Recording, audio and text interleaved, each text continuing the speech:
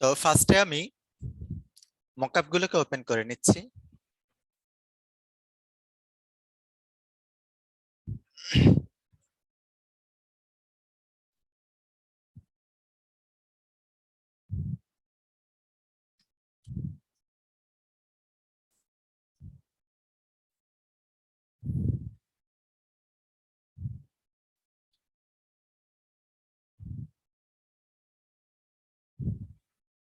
এখানে আমরা দুইটা মকআপ দিয়ে দেখাবো।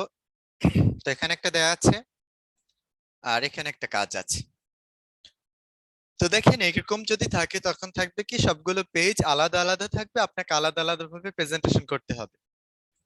আর এটা জাস্ট একটা স্মার্ট অবজেক্ট, আপনি শুধু ডিজাইনটা ওপেন করে এখানে প্লেস করে দিলেই হবে, আর কিছু না। তো আমি শুরুতে একটা ডিজাইন ওপেন করি যেখানে একটা কাজ আছে ব্রোশিয়ার নিয়ে, সিলেক্ট করে ওপেন করলাম। তো এখন আপনি ফার্স্টে এসে এটাকে আমি কন্ট্রোল এ দিয়ে পুরো ইমেজটাকে সিলেক্ট করে কন্ট্রোল সি দিয়ে কপি করলাম। আমি এই ডকুমেন্টে এসে স্মার্ট অবজেক্টে ডাবল ক্লিক করে আলাদা ট্যাবে ওপেন করলাম। আমি আগের ট্যাবে যেটা কপি করেছিলাম এটাকে এখানে এসে কন্ট্রোল ভি দিয়ে আমি এটা পেস্ট করলাম। অনেক ছোট এসেছে, আপনি চাইলে স্মার্ট অবজেক্টে কনভার্ট করে নিয়ে তারপরে এটাকে এখান থেকে বড় কন্ট্রোল টি দিয়ে আপনি এটাকে বড় করতে পারেন।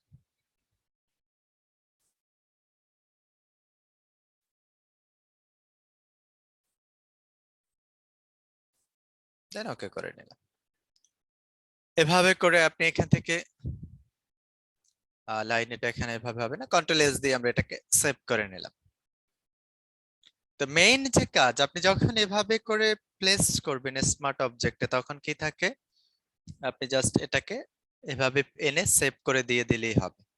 আমরা এই ডকুমেন্টে এসে দেখতে পারি এভাবে করে এটা এখানে প্রেজেন্টেশন হবে।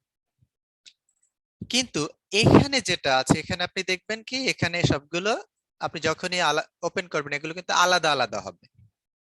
তো আমার এটা এখানে ছিল আহ এই পেজটা, তো আমি এখান থেকে যেখানে একটা পেজ, এখান থেকে আমি এটাকে সিলেক্ট করে নিলাম। এতটুকু এরিয়া সিলেক্ট করে এটাকে আমি এখান থেকে কাট করে এই ডকুমেন্টে এনে প্লেস করব। তো এমনিতে অনেক ছোট হয়েছে, আমি স্মার্ট অবজেক্ট করে নেই, না হলে বড় করলে সেক্ষেত্রে আবার কোয়ালিটিটা ভালো থাকবে না।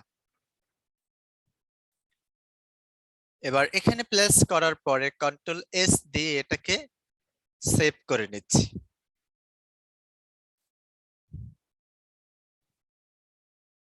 তো এই ডকুমেন্টে এসে দেখতে পারেন এখানে কিন্তু প্লেস হয়েছে। আপনার এখানে কি কাজ, আপনার এখানে সবগুলো আলাদা আলাদা পেজ হবে। আপনি এখানে আমি মার্কিং টুল যেমন এটাকে টেনে এই সবার ফার্স্টে নিয়ে আসে, এটাকে আমি এখানে কন্ট্রোল এক্স দিয়ে কাট করে নিলাম যদি কাট করতে চান। তো কভার যেহেতু এইটা লেফটে, এটা হলো কভার। স্মার্ট অবজেক্টে ডাবল ক্লিক করে আপনি এটাকে সরি এটা লেফট, ও সরি এটা রাইট, রাইটের ভিতরে দুইটা রাইট, এটা হলো রাইট, এটা অন, এটা যেটা কভার।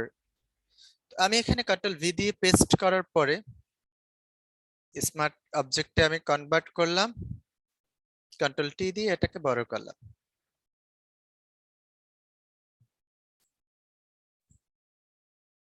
কন্ট্রোল এস দিয়ে এটাকে আমি সেভ করে নিচ্ছি।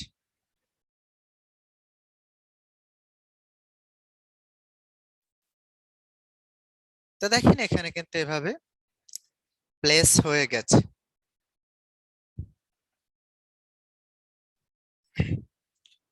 তো এভাবে করে আপনারা মোকআপে যে প্রেজেন্টেশনের কাজটা আছে এভাবে করে আপনারা প্রেজেন্টেশনটা করে নেবেন।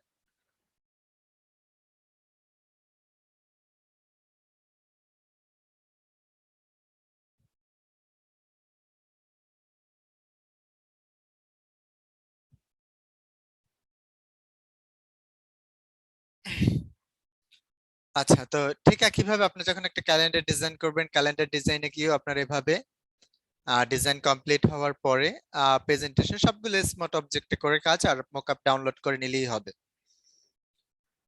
আচ্ছা, তো আমরা